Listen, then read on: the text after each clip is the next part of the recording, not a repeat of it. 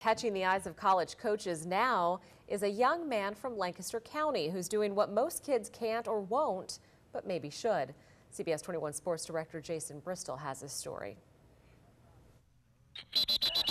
As a lineman, Matt Keller from Penn Manor is definitely not the biggest, probably not the strongest, and certainly not the fastest. Yet this senior is still in line to play major college football because he can line up and do this. Nobody's perfect at anything. But as a long snapper, Matt's as good as it gets. How good? Demonstrating with a teammate? Well, you want to have a quick snap time. That whoosh, tenths of a second with a tight spiral and on target. It may look easy, it's not. Even with our camera attached to a ball, Matt is still on the money.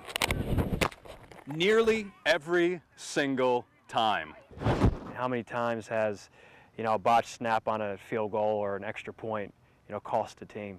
Too many, points out Coach Todd Mealy. Set, go. And that's why colleges from near and far now searching far and wide for someone like Matt, who's been perfecting this often overlooked skill since he was a sophomore.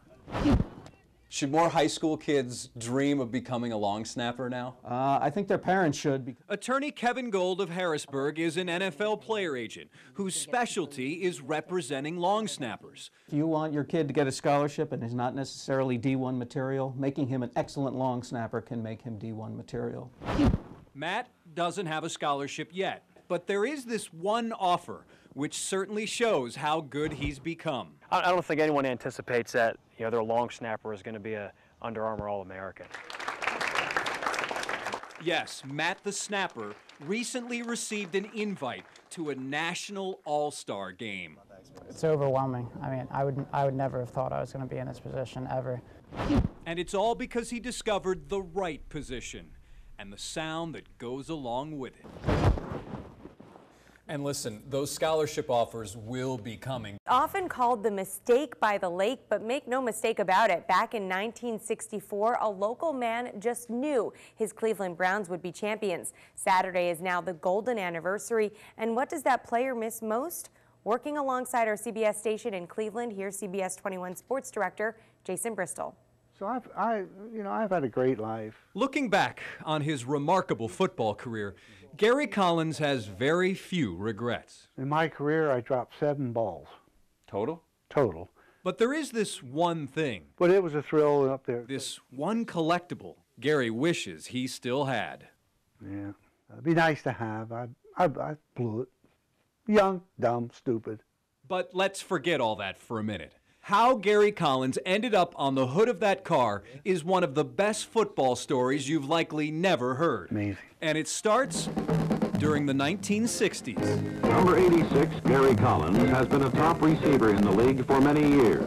There was no one who could stop Gary Collins inside of the red zone. Cleveland Browns teammate Paul Warfield. He had magnificent hands, and in the red zone, he was unstoppable. Yes, unstoppable. But who would have ever predicted this?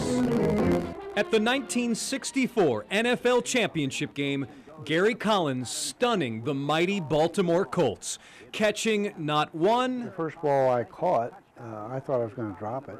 not two, And finds Collins as free as a bird. but 3 touchdown passes. Still a championship game record. Gary romps into the end zone. The Browns, 17-point underdogs, pulling the upset. 50 years later, the city of Cleveland hasn't won a major sports title since. Once you had a memorable performance like that, which I did, you remember by that game alone. But what a game it was. Who would have predicted it? Gary did, telling a reporter. We're going to win by 3 touchdowns. I don't know why I said it. And he was right. Final score, 27-0. And here's what makes this story even more astonishing. And it was fast. That picture of Gary on the hood of a car, it's a 1965 Corvette, a prize for the game's most valuable player. And I was the MVP. Gary told me before the game all week he was going to win that Corvette. Predicted that winner too. He called the shot. He was telling me. I was just confident. Gary from Williamstown now lives in Hershey. And the car? My son traced it. Who knows? Like up to 10 years ago to Arizona somewhere. He traded it in. 24 when I won it, and you know, things come easy then. I'll get another one, it don't matter. It's one of his few regrets. But he still has this other collectible. They're much bigger nowadays. His 1964 World Championship ring. A piece of NFL history, something he will never get rid of. Yeah. How do we know? Gary Collins guarantees it. In Hershey, Jason Bristol, CBS 21 News. Remember National Sibling Day? I mean, it was only a month ago. Well, every day is Sibling Day at one high school when its lacrosse team is on the field. And it's a team that takes family to the extreme. Well past the city of brotherly love is a cradle of brotherly love. 1, 2, 3, It's the lacrosse program at Trinity High School. Let's go, run through again, let's go! While other teams are full of others, this one I'm Connor. And I'm Austin. We're the Bailey brothers. Is full of... I'm Mark. I'm Steven. And we're the Hergenroder brothers. Brothers. I'm Vinny. And I'm Riley. And we're the Oliverio brothers. Now, if you're counting along... I'm Jack. And I'm David. And we're the Shook brothers. We're up to 4. I'm Griffin. And I'm Garrison. And we're the Smith brothers. Would you believe? I'm Jesse. I'm Jordan. And we're the Altmeyer brothers. There's even more. I'm Jason. And I'm Jacob. And we're the Andrus brothers. Trinity, amazingly... I'm Patrick. And I'm John. And we're the Klein brothers. ...has 9 sets of brothers playing lacrosse. I'm Kyle. And I'm Sean. And we're the Scott brothers. Yes, 9. And that's certainly more than you can shake a stick at. As we all know, being on a team teaches us to work with all kinds of people. But these kids should never forget this. The one who really has your back is your real brother. All right, Riley! And talking with head coach Dave Heisey. So one of the moms brought it to our attention, and it was like, oh my God, it's like over half our team. He truly understands what a unique group he's got. Every team talks about family, and we've just taken it to a new extreme. I'll say. Yeah, times 9. And now on to a CBS 21 special assignment. They left it all on the field, and now nearly all of them have no idea they're also leaving money on the table. That's until CBS 21 sports director Jason Bristol came calling. He stumbled onto something extraordinary. Millions of dollars owed to unsuspecting former football players, including ones from around here. Now, we don't know how many of these ex-players may benefit from this next story, but all it takes is one. There you go. Even the best players need an assist every now and then. Let's go, let's go, let's go. It's a lesson Jason Bryant is likely teaching these kids through his work with Harrisburg's Police Athletic League. Right here, on 3, pal. And Jason speaks from experience. Good.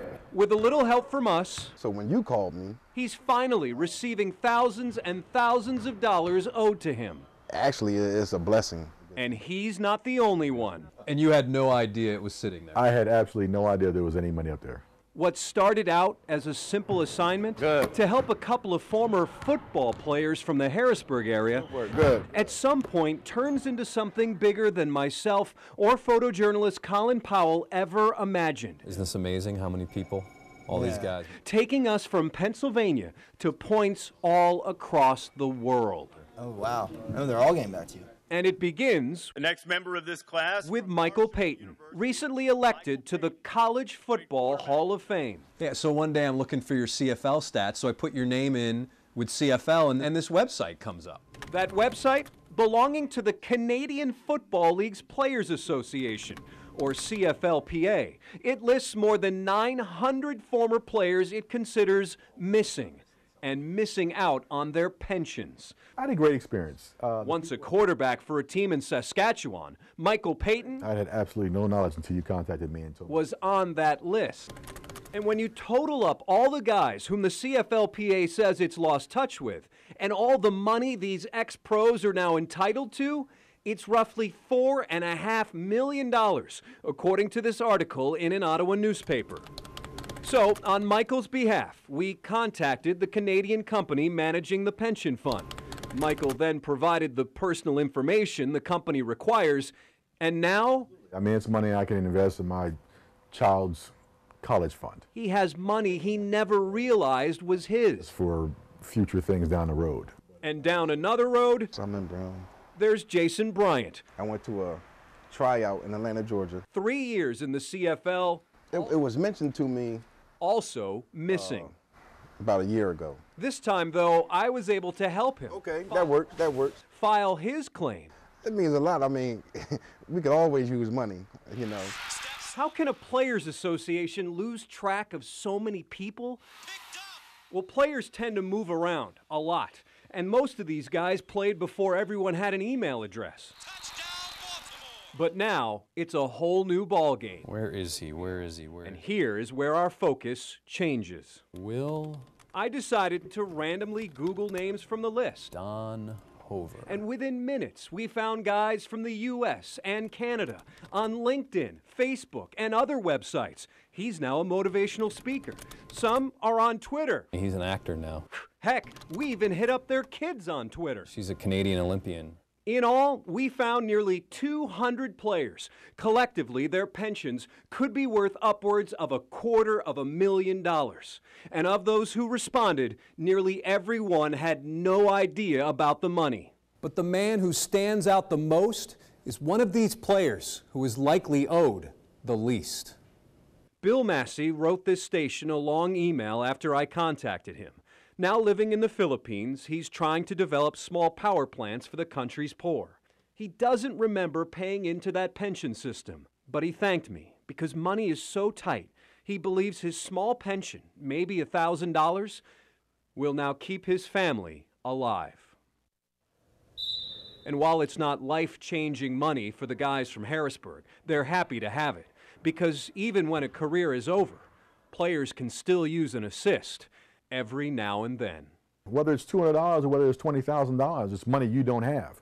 And I was always taught a bird in the hand is better than two in the bush. So actually, it's a blessing. You know, I work hard for that money, you know, so it's well deserved. And guys, the CFLPA tells me it's doing everything it can to let these players know they have money. Dust of the Monster Truck Arena. Here's CBS 21 Sports Director Jason Bristol. Little RJ plays with his monster truck in the rain. Sister Casey plays with hers. And big sister Caitlin Moeller is about to play with her monster truck in the rain. That's right, an 11-year-old going into the 5th grade. You know where we're going with this, right? Can girls do anything the boys can do? Yes, they can. Going over cars, that's how Caitlin rolls at the Carlisle Fairgrounds with our camera inside Pandora, her very own mini monster truck. This 11-year-old is still learning the ropes and when to give it some throttle. I'm still learning that too, as I've only been driving for 3 years, so. Learning from her mom, Chrissy Moeller. So you're not a soccer mom, you're a monster truck mom. Yes, yes. I could probably kick a ball, but I don't know anything about soccer, so. Chrissy drives XXX, State of Destruction. And judging by the state of these cars, she gets an A or A+. Caitlin's monster truck is just like Mom's except smaller, and her favorite part's right here on the back. You can read it. It says, "Girls rule, boys drool." Dad is down with that too, when he's not supervising. Okay. R.B. Moeller is the expert monster truck driver of the family. Proud too. It's a stereotype that it's a man's world, but this family proves different. I can get my helmet on anytime. R.B. bought Pandora for Caitlin and fixed it up. With a Honda engine under the hood and her red nail polish on the steering wheel, Caitlin Moeller may be closing in on the bumpers of the big boys in her mini monster truck. And the kids at school? They don't believe me. Don't believe what? That I have one. Well, she does have one, along with a team of monster truck lovers all around her. Wow. Yeah, and Caitlin and Chrissy are here for the Carlisle Truck Nationals.